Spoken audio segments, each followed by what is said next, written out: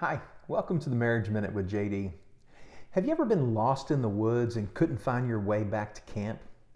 Or maybe you were driving in an unfamiliar city or area of town and lost your way. Me too.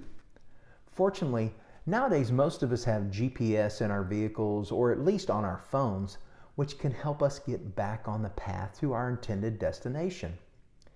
You know, marriages can get lost as well. What starts out as two people in love, focused solely on one another, and building one united marriage can devolve into two people focused on their careers or the kids or themselves, only to find that they have drifted apart and don't know how to get back together. In the wilderness or an unfamiliar city or area of town, my dad, who was a great godly guy, always taught me to look for landmarks, such as a tree with a distinct marking, or a sign or a business with a colorful logo or other identifier, and then use them to get back to where I was, to get back on the path where I needed to be. In a marriage, we can likewise use scriptures as landmarks to find our true north in God's Word, to get our marriage back on the right path. Scriptures such as Psalm 127:1, unless the Lord builds the house, those who build it labor in vain. And in Romans 12:10, love each other with genuine affection and take delight in honoring each other. And 1 Corinthians 13, verses 4-7, love is patient and kind.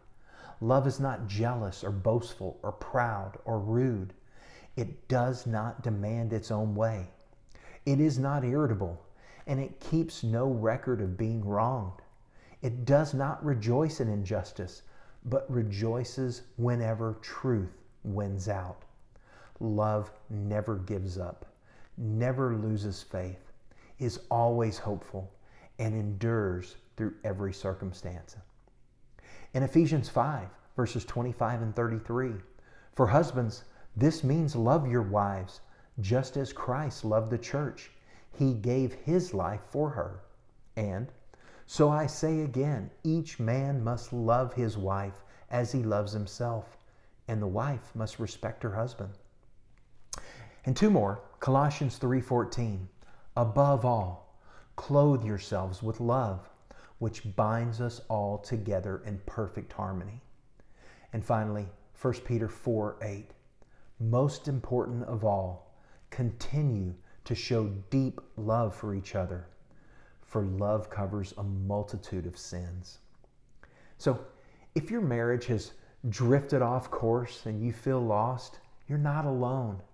Sadly, the National Institutes of Health says that between 39 and 55% of divorces are attributed to growing apart. So, this is important, but it doesn't have to be your marriage. I encourage you, seek the Lord through His Word and prayer, and if needed, go to outside Christian counseling to help you find your true north and get back on the path. The Lord will help you and your husband or wife build the kind of loving marriage that He intends.